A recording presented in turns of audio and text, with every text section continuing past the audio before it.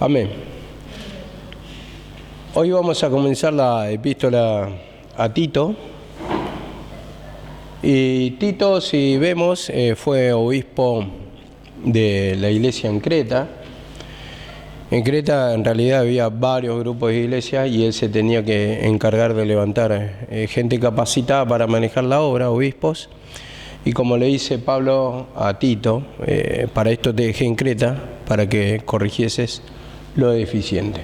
Entonces este era un varón griego, no era judío, y tenemos que tener en cuenta que él justamente lo pone en Creta para levantar ministros de Dios y para corregir lo deficiente, para establecer la doctrina, porque ya también había un grupo de judíos que estaban propagando la ley. Y esta carta es la penúltima que escribe Pablo, se calcula que es después de la primera epístola a Timoteo y antes de la segunda, o sea, en el año 67 aproximadamente se calcula que se escribió esta carta. Y bueno, la pequeña introducción que podemos hacer, hay mucho más para decir, pero esto para mí no tiene mucha relevancia. Tito 1:1, vamos a empezar la lectura.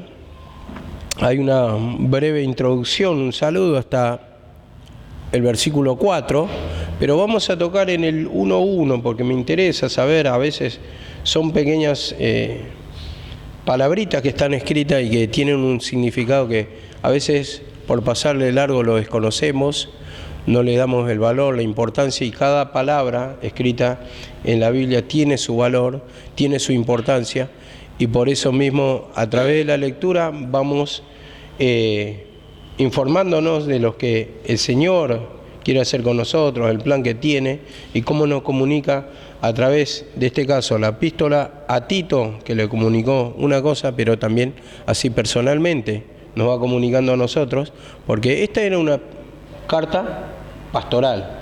La carta pastoral es primera y segunda de Timoteo, y en este caso Tito es la otra carta pastoral. Después fueron cartas o epístolas que eran enviadas a las iglesias o a la congregación, como siempre se enseña, ¿no?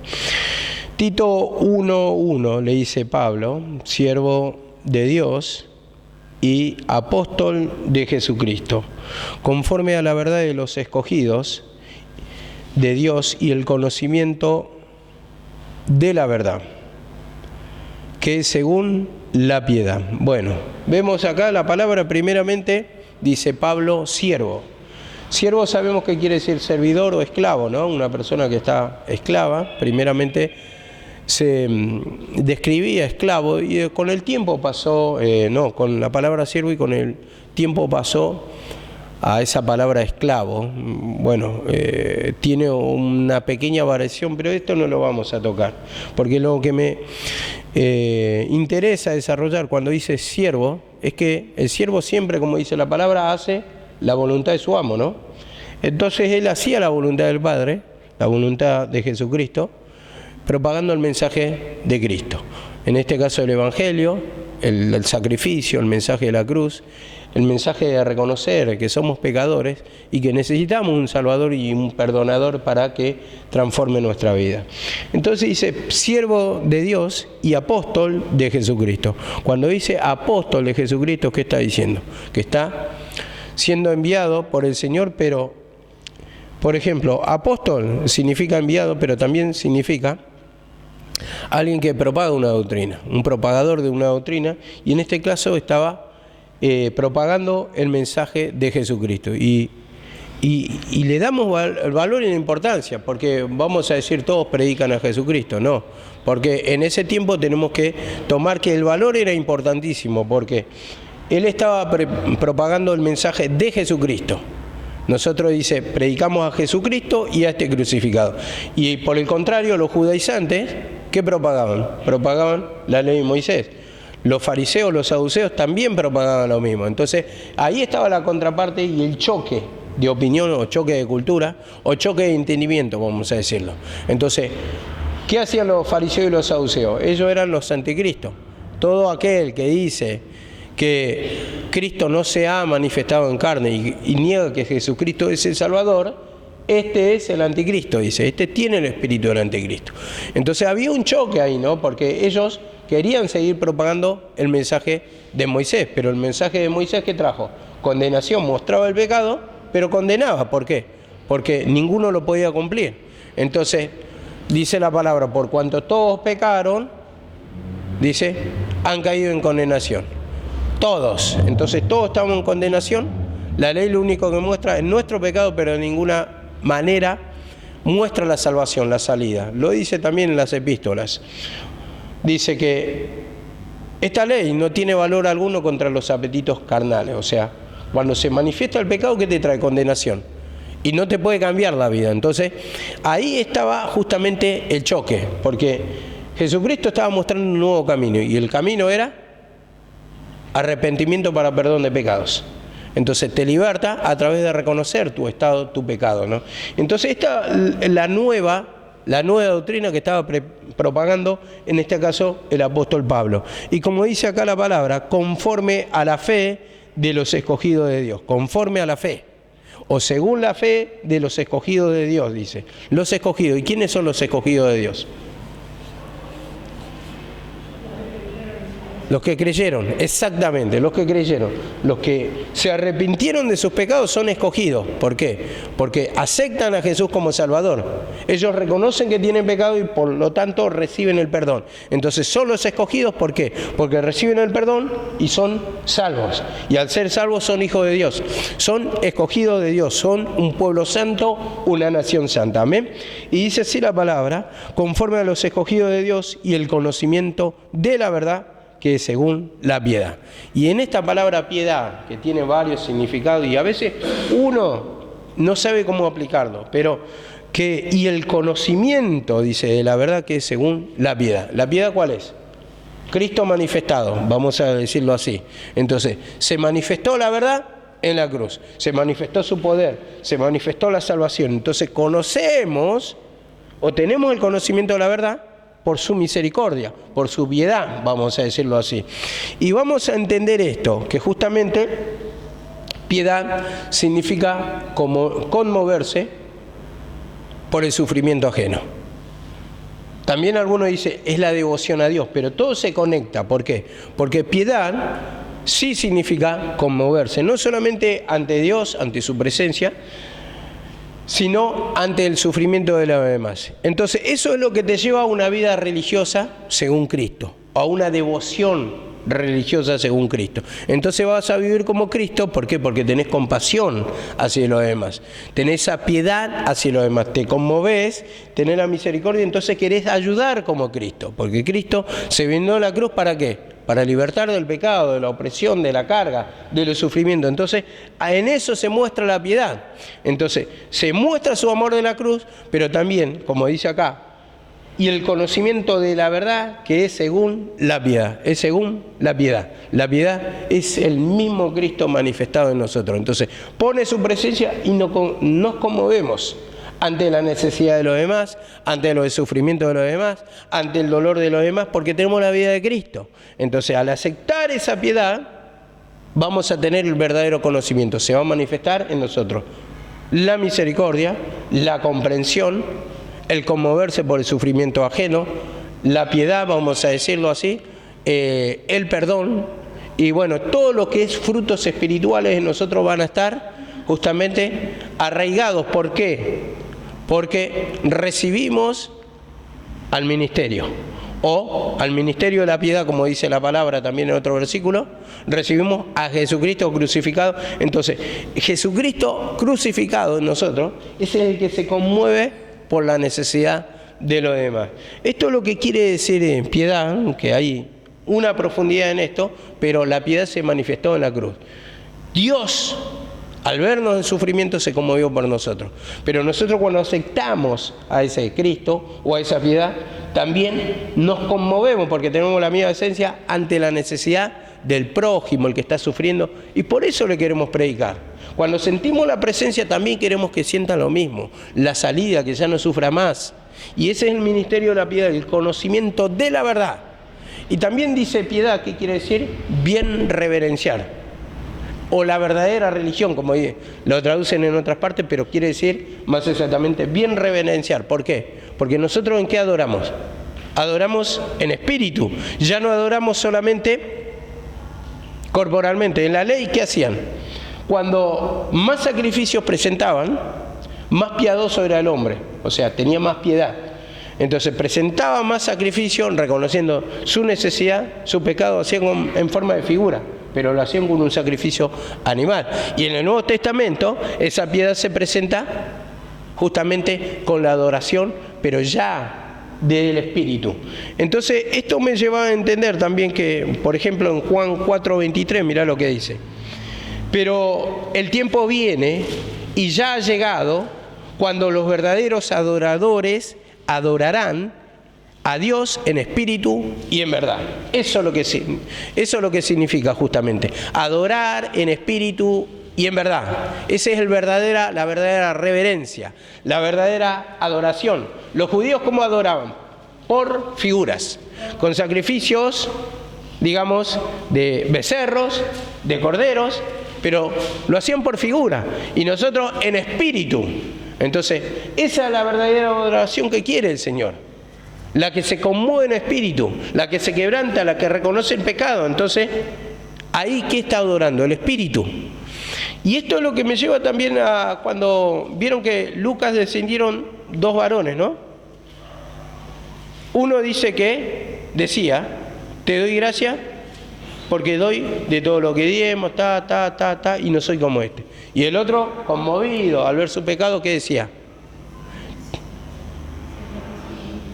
Sé propicio. ¿Propicio qué quiere decir? Dame tu favor, Señor, haceme el favor, porque soy pecador. Eso está reconociendo. Sé propicio a mí, pecador. Yo que soy pecador necesito tu favor, tu ayuda. Entonces está reconociendo. ¿Y quién descendió justificado? El que reconoció el pecado. Entonces ahí se manifiesta la piedad, porque adora en espíritu y en verdad.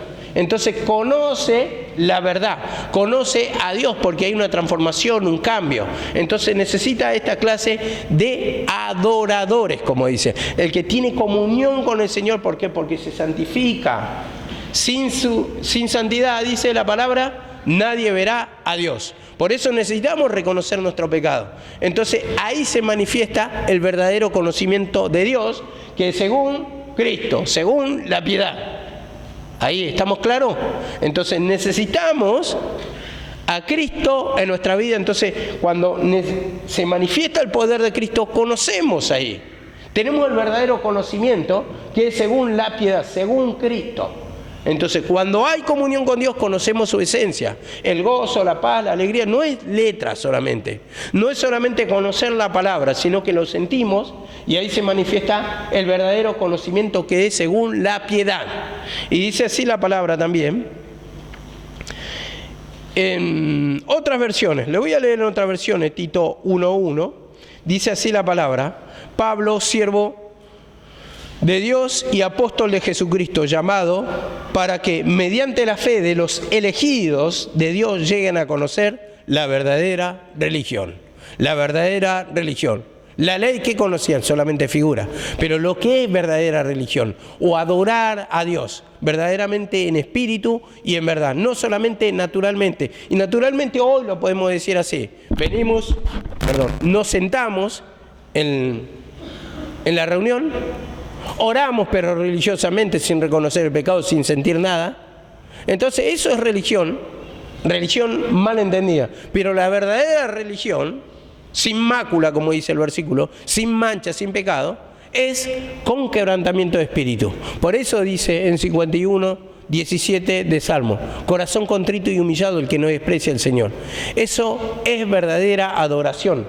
Adoración, unión a Dios, convivencia con Dios, estar cerca de Dios, relacionarse con Dios. Y eso es lo que quiere el Señor. No solamente superficialmente, vengo, escucho, oro, pero no siento nada, sino despojarse del pecado, arrepentimiento para perdón de pecados. Y dice así también en otra versión: Pablo, siervo de Dios, apóstol de Jesucristo, para conducir a los elegidos de Dios a la fe y al conocimiento de la verdad, que se manifiesta en un culto viviente, en un culto vivo, no en un culto muerto. Entonces sentirlo. ¿Y cuántas veces, hermanos, nos sentamos y no sentimos la presencia del Señor? Escuchamos la palabra y no sentimos la presencia del Señor. Venimos a orar y no sentimos la presencia del Señor. Por el contrario, hay opresión, hay sueño, como lucha siempre Satanás. En la palabra de desinterés, se desvía nuestro pensamiento, se aleja de los pensamientos del Señor. Entonces no es un culto vivo, o un culto que tiene poder, un reverencial que tiene poder, que se manifiesta el poder de Dios, sino por el contrario, opresión, carga, sueño, cansancio, desinterés a la palabra, mente cerrada para no entender, para no comprender la palabra del Señor. Y de eso tenemos que pedir perdón. Y ahí tenemos que atacar al enemigo con esos pensamientos vanos, con esos pensamientos de dureza. Dice otra versión también. Dice otra versión acá, lo tengo anotado. Dice: yo, Pablo, esclavo de Dios y apóstol de Jesucristo, escribo esta carta. Fui enviado para proclamar fe a los que ha elegido Dios y para enseñarles a conocer la verdad que le muestra cómo vivir una vida dedicada a Dios. Una vida dedicada a Dios. ¿Cómo vivir? Y nos muestra la palabra cómo vivir. ¿Qué es lo que quiere de nosotros? Y nosotros tenemos que ser, como dice la palabra, imitadores de Cristo. Sé imitadores de mí como yo de Cristo. Entonces, si imitamos a Cristo, ¿qué tenemos que hacer? Amar al prójimo, ¿no? Amar no solamente a los semejantes, sino también a mis enemigos o al que considero enemigo. Porque la palabra dice: el ser humano no es nuestro enemigo, sino el pecado que está en él, Satanás, cómo actúa. Es el verdadero enemigo. Pero entendiendo que muchas veces tenemos contrario, en el sentido de enemigo, a ese también debemos amar. Entonces, actuar como Él actuó, con misericordia, con pena, sintiendo compasión por nosotros, porque, como dijo en la cruz del Calvario el Señor: perdónalos porque no saben lo que hacen. Perdónalos porque no saben lo que hacen. Y si tenemos un mínimo de discernimiento de cómo gobierna Satanás la vida del que está apartado, del que no siente la comunión, del que en un momento lo zarandea Satanás, lo que vamos a tener es misericordia, es compasión, es piedad por esa alma, lástima. Entonces vamos a actuar como Cristo, y esto es lo que quiere ver el Señor en nosotros. La misma esencia, la misma manifestación, la misma manera de actuar, manejarse, conducirse como el Señor. Y la palabra mismo lo dice: tenemos la mente de Cristo. Y la mente de Cristo significa, hermano, tomar la cruz. Él hizo la voluntad del Padre, que era tomar la cruz. Y nosotros en cada manifestación de pecado tomamos la cruz, y en eso tenemos, como dice en Filipenses 2:5, haya pues este mismo sentir que hubo en Cristo Jesús, el cual, siendo hijo de Dios, no estimó ser igual a Dios como cosa a que aferrarse, sino que tomó forma de hombre, forma de siervo, dice, y sufrió muerte, y muerte de cruz. Y bueno, va dando los pasos de la cruz. Pero hubo un sentir, un pensamiento, y así tiene que haber un pensamiento en los hijos de Dios. Tomar la cruz, pedir perdón, confesar el pecado para que seamos libres. Y dice así la palabra en Colosenses 2:2. Estas ya son las referencias. Colosenses 2:2. Siempre el diablo presenta oposición, hermano. Nos trata de enfriar espiritualmente, trata de borrar la palabra, trata de borrar el entendimiento. Y muchas veces agarramos ritmo en la semana, pero llega el fin de semana, es como que uno se desconecta otra vez y vuelve a enfriarse. Satanás lucha para arrebatarnos los pensamientos, para traernos faena, para traernos cansancio, para enfriarnos, para no buscar de la presencia del Señor. Entonces trae un bloqueo y cuesta arrancar la semana otra vez. Cuesta arrancar, pero en eso tenemos que luchar para que nuestros pensamientos otra vez sean capturados por la presencia del Señor. Pedir que rompa esa dureza, Señor, esa insensibilidad, esa incredulidad. Señor, perdóname porque no siento nada, porque estoy frío, porque estoy cansado, porque no tengo interés. Bueno, esas cosas son las que luchan contra nosotros. La carne lucha contra el espíritu para que no hagáis lo que quisiere, dice la palabra. A ver, Colosenses 2:2 dice así: para que sean alentados sus corazones y unidos en amor, alcance todas las riquezas que proceden de una plena seguridad de comprensión. La riqueza, ¿cómo la alcanzamos? Por el conocimiento. Las riquezas, pero ¿qué riquezas estamos hablando? Las espirituales, las del cielo. Hacer riqueza, dice, en los cielos, donde la polilla y el orín no corrompen. Entonces eso ahí no se pierde. Eso es lo que justamente quiere que atesoremos el Señor. Gran ganancia de la piedad acompañada de contentamiento. Entonces esto es lo que trae ganancia para nosotros, porque nos da el conocimiento, nos enriquece espiritualmente y, como dice, alcancen todas las riquezas que proceden de una plena seguridad de comprensión, proceden. Entonces cuando comprendes las palabras, entonces vas a poder alcanzar las riquezas. Pero si vos no comprendes la Escritura, ¿cómo vas a alcanzar la riqueza de algo que no conoces?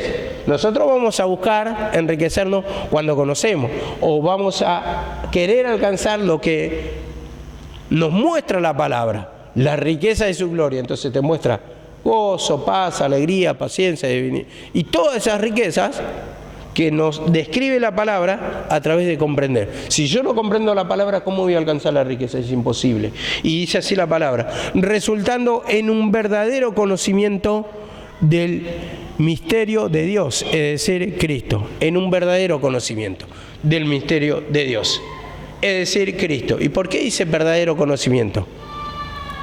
Porque los judíos adoraban lo que no conocían, o sea, por figura, y el verdadero conocimiento es Cristo. Entonces cuando uno tiene esta comprensión, que ahí está el Salvador, que acá tenemos la liberación, en el sacrificio de Cristo, entonces esto es lo que trae bendición, resultando en un verdadero conocimiento del misterio de Dios, es decir, Cristo, misterio de Dios. Y esta palabra se relaciona, como dice, misterio que en otras generaciones no fue dada a conocer, o sea, las generaciones de la ley, en el tiempo de la ley, pero que ahora he manifestado a sus santos, Cristo crucificado. Entonces, esta revelación es la que tiene Pablo, y esto nos lleva a tener un verdadero conocimiento, o sea, palpar la gloria de Dios, no solamente conocimiento de palabra como tenían ellos, pero no comprendían el poder de Dios, la liberación, el reino, no comprendían el gozo, la paz, la alegría.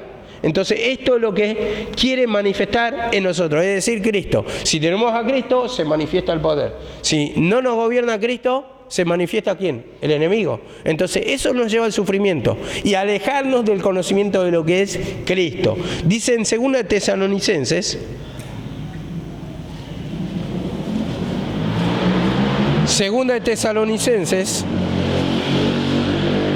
capítulo 2, 13 y 14, dice así la palabra: pero nosotros siempre tenemos que dar gracias a Dios por vosotros, hermanos amados, por el Señor, porque Dios ha escogido desde el principio para salvación mediante la santificación por el Espíritu y la fe en la verdad. Vemos acá la palabra, nos ha escogido desde el principio para salvación. Como decía hoy, somos los escogidos. Como dice en el 1.1, decía así en el 1.1, lo vuelvo a recordar: conforme a la fe de los escogidos de Dios, a la fe de los escogidos de Dios. Los escogidos de Dios es los que creyeron en Jesucristo. Ahora, entendamos esto, porque Dios ha escogido desde el principio para salvación, nos ha escogido, mediante la santificación del Espíritu. Entonces nos escoge, pero para eso ¿qué tiene que haber? Limpieza del espíritu, de la mente, confesión de pecado, y como dice acá la palabra, mediante la santificación del Espíritu y la fe en la verdad. Y la fe en la verdad, ¿la verdad quién es? Jesucristo crucificado. Yo soy el camino, la verdad y la vida. No es mentira, es la realidad. Y cuando dice la verdad, está diciendo yo soy la realidad. No soy la figura como en el tiempo de la ley. La ley era figura de la verdad, de la realidad. Eran sombra de la verdad, la realidad. Por eso hacemos enfoque, que la verdad es la realidad, lo ya manifestado. Y lo manifestado era Jesucristo. Entonces ahí vamos a tener la salvación. Y dice acá la palabra 14, a lo cual os llamó mediante nuestro evangelio para alcanzar la gloria de nuestro Señor Jesucristo. Nuestro evangelio, dice Pablo. Entonces Él tuvo la revelación. Él tuvo la revelación del mensaje de Jesucristo para alcanzar la gloria de nuestro Señor Jesucristo. ¿Y la gloria a qué se refiere? ¿No es salvación? ¿No es liberación? ¿No es transformación? Entonces a esto es lo que quiere que lleguemos el Señor, pero solamente a través de tener el conocimiento. Nuestro estado de pecado. ¿Dónde obtenemos la liberación? En la cruz. ¿Nosotros qué hacemos? Pedimos perdón. ¿Por qué? Porque reconocemos nuestro pecado y reconocemos que necesitamos un Salvador, una transformación, que muera el pecado en nosotros para trasladarnos a su presencia. Y dice así la palabra, Tito 1:5, Tito 1:5. Dice así la palabra, pero el propósito de nuestra instrucción es el amor nacido de un corazón puro. Nacido de un corazón puro. Hasta ahí lo vamos a leer. El propósito de nuestra enseñanza, de nuestra instrucción, de nuestro mensaje, es el amor nacido de un corazón puro. El amor nacido de un corazón puro. Entonces, ¿el amor qué es? En esto se mostró su amor, el sacrificio de Cristo, en que el Padre envió a su Hijo para salvar al pecador, ¿no? En esto también se mostró su amor, que Él murió por nosotros, dice también la palabra. Entonces, en su sacrificio se mostró su amor. Y entonces, como dice acá, el propósito de nuestra instrucción es el amor, es el mismo Cristo, nacido de un corazón puro. ¿Corazón puro qué es? ¿Corazón puro qué es? Es un corazón limpio, un corazón que confiesa el pecado, un corazón que se humilla. Un corazón que se humilla. Es lo contrario a lo que se tocaba esta mañana. Rebeldía, decía en una parte, que ya lo viene diciendo. Rebeldía. Rebeldía. Y la rebeldía no se manifiesta de una sola forma, con discutir la palabra. La rebeldía se manifiesta en no confesar el pecado, no dejar que Dios haga el cambio, porque puedo ser muy calladito, pero pueden pasar 5 o 10 años y yo callado, pero no hace la transformación en mí. Entonces eso es un síntoma de rebeldía. No hay transformación, falta de transformación es la rebeldía, porque el Señor quiere la santificación, pero yo me endurezco, yo razono, interior o exteriormente, más allá de eso es la rebeldía. Entonces, la rebeldía es la falta de transformación, no hago la voluntad del Señor. ¿Qué dijo Pablo? Cuando contaba la visión, dice, cuando se le apareció el Cristo, dijo, no fui rebelde a la visión. Hay un plan, que propaguemos el mensaje, que seamos levantados como ministros para llevar el mensaje. Pero cuando no quiero que el Señor haga el cambio a mí, razono, no quiero vivir una vida para Cristo, no puedo propagar el mensaje, por lo tanto, sos rebelde a la visión. Entonces esa rebeldía es lo contrario a un corazón puro. Un corazón puro, el que se va despojando de todo, toda esencia satánica que nos aparta del plan de Dios. Primera de Timoteo 6:3.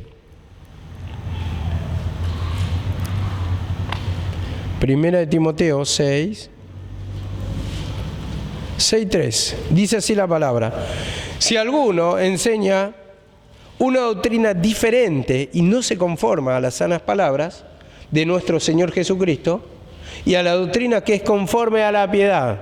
¿Qué es conforme a la piedad? La piedad es el mensaje de Jesucristo. La piedad se mostró en la cruz. Tuvo compasión, nos miró con ojos de misericordia del Señor, viendo nuestra necesidad.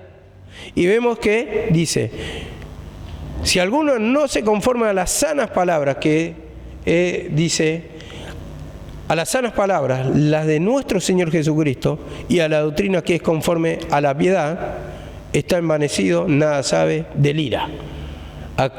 Acerca de contiendas de palabras, de las cuales nacen envidias, malas sospechas y Bueno, ¿quién eran los disputadores de este siglo? Los fariseos. Los fariseos. Entonces disputaban, o sea, peleaban, altercaban presentaban oposición al mensaje de Cristo. Entonces, dice acá, está envanecido, nada sabe, dice, si enseña doctrina diferente. Y dice en el 6:5, disputas necias de hombres corruptos de entendimiento y privados de la verdad, que toman la piedad. Entonces ahí lo está aclarando. No hay filosofía, no hay nada. Acá el disputador es el fariseo, el judaizante, el que lleva la ley, el saduceo, todo lo que niega que Cristo es el Salvador. Dice, toman la piedad, y la piedad como fuente de ganancia, ¿qué está diciendo ahí? El mensaje de Dios, el camino de Dios como fuente de ganancia. Ellos predican la ley, predican a Dios, pero no a Jesucristo. Entonces ahí está mostrando, hermano, la diferencia. Y dice en el 6:6, pero gran ganancia es la piedad acompañada de contentamiento. La piedad. Y acá muestra la piedad como el mensaje de Cristo, acompañada de contentamiento. O sea, que tu alma esté satisfecha, que tu alma esté colmada. Como dice en 1:19 de Colosenses, por cuanto agradó al Padre que en Él habitase toda la plenitud. Entonces nos llena el alma cuando tenemos a Cristo, cuando toma nuestra mente, y eso trae contentamiento, porque si ustedes se fijan, por la fuente de ganancia y todo que está hablando acá, está hablando de esto, de una ganancia material, de una riqueza, pero dice, no se contentan, eso no te va a contentar, lo que te contenta es la piedad. Cuando tenés la llenura de Cristo, es lo que va a traer calma a tu alma. Porque muchas preguntas hay cuando no sentimos la presencia del Señor, no hay respuesta, y muchas veces altercamos, peleamos, discutimos, y como escuchaba el mensaje esta mañana volviendo a la rebeldía, muchas veces preguntamos queriendo obtener una respuesta, pero cuando te dan la respuesta no te conforma, o sea, más bien querés discutir, querés pelear, querés altercar. Entonces, de esa rebeldía nos quiere justamente sacar el Señor, porque altercamos contra Dios. Sabemos el plan de Dios, que te tenés que humillar, pero seguís discutiendo, seguís altercando, seguís bregando con el Señor, y eso cada vez te atormenta más y te va alejando de la presencia del Señor. Pero en esto voy a tener 2 versículos en la semana, tal vez el jueves lo toque, que el Señor me abrió de esa forma, para ver cómo altercamos, y que se cumple en nosotros. Que muchas veces preguntamos con trampa solamente para contender, pero no para saber la verdad. Dice así la palabra en Primera de Juan 2:23. Primera de Juan 2:23.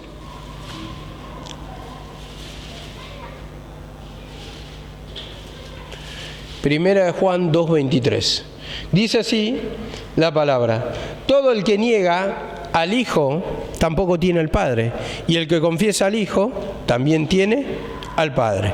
Vemos, la piedad manifestada, ¿quién es? Es el Cristo. Todo el que confiesa al Hijo también tiene al Padre.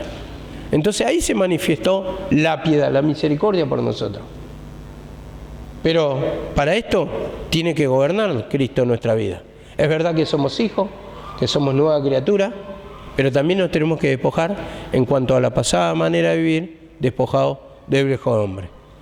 Como dice la palabra también, si habéis resucitado con Cristo, buscad las cosas de arriba. ¿Y qué buscamos nosotros en esta vida? Esa es la gran pregunta. ¿Qué buscamos? ¿Buscamos las cosas de arriba o estamos buscando vanidades? Cosas que no edifican. Vanidad es abarcativo. Por eso ya ni siquiera digo materialismo. Porque a veces te pueden decir, no, pues yo no busco lo material, busco a mi familia, busco las vanidades. Cosas que no te van a edificar, a eso es lo que voy. Y eso es lo que nos apunta. Porque lo único que sacia es la presencia del Señor. Y dice acá la palabra en segunda de Pedro 1:3. Segunda de Pedro 1:3. Por eso siempre que hay un estorbo, hermano, es despojarse del pecado. Porque el peso, por eso dice, despojaos de todo peso y de pecado. Porque el pecado sí es un estorbo.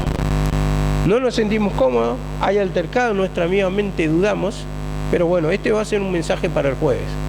Que por suerte, bueno, el Señor, no es por suerte, por la misericordia del Señor, que me abrió con 2 versículos bien ahí como para poder apuntar el pecado, para poder darle a Satanás justo en la cabeza.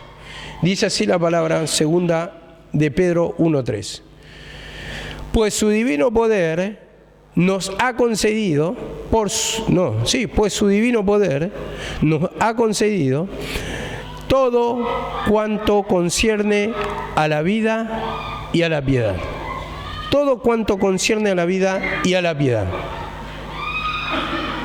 Mediante el verdadero conocimiento del que nos llamó por su gracia y excelencia. Dice acá, su poder nos ha concedido todo lo que concierne a la vida y la piedad, la vida de Cristo, la piedad que se manifestó en la cruz del Calvario. Nos ha concedido todo para que tengamos una vida victoriosa, para que vivamos una vida de descanso, una vida tranquila, una vida en paz, para que podamos vencer el pecado, para sacarnos toda duda, todos temores, y como dice acá la palabra, mediante el verdadero conocimiento de aquel que nos llamó, el verdadero conocimiento de aquel que nos llamó. Entonces ahí está, el verdadero conocimiento, ¿cuál es? Tener este conocimiento de la cruz, aceptar a Cristo como Salvador, porque el conocimiento falso, podemos decir, es que es según la ley, porque lo conocían por figura, pero el verdadero conocimiento de aquel que nos llamó es mediante la cruz. Entonces nos hace experimentar la salvación, nos hace experimentar el descanso a través de lo que concierne, como dice acá la palabra, la vida y la piedad. La vida y la piedad, un verdadero conocimiento de aquel que nos llamó por su gracia y su excelencia. Por su gracia y excelencia. Gracia es regalo, excelencia es algo superior. Regalo inmerecido, gracia, por lo cual no hicimos merecimiento. Entonces, cuando dice, no hiciste merecimiento, te está diciendo, solamente confesaste que sos un pecador. No hiciste obra alguna, no hiciste merecimiento para alcanzar la salvación. Solamente confesando el pecado, el Señor transforma, nos da esa liberación, y excelencia, cuando dice, es superior. Algo superior a todo lo que conoces, y algo superior para vencer a Satanás. Está arriba del poder satánico, o sea, tiene autoridad superior, excelencia, está sobre todo en los cielos. Por eso siempre muestra la figura que está el Señor en los cielos, nos trasladó a los cielos, algo superior, algo excelente, algo que supera nuestras expectativas, pero también derrota al poder satánico. El poder satánico está acá en la tierra, y el poder de Dios lo muestra arriba. Es una figura diciendo el poder de Dios es superior a todo. Entonces puede derrotar al mismo Satanás, puede derrotar todas nuestras dudas, todas nuestras opresiones, todos nuestros descontentos, y ahí vas a tener el verdadero conocimiento en práctica para nosotros. Experimentamos el poder de Dios a través de reconocer nuestro estado. Amén. Seguimos mañana.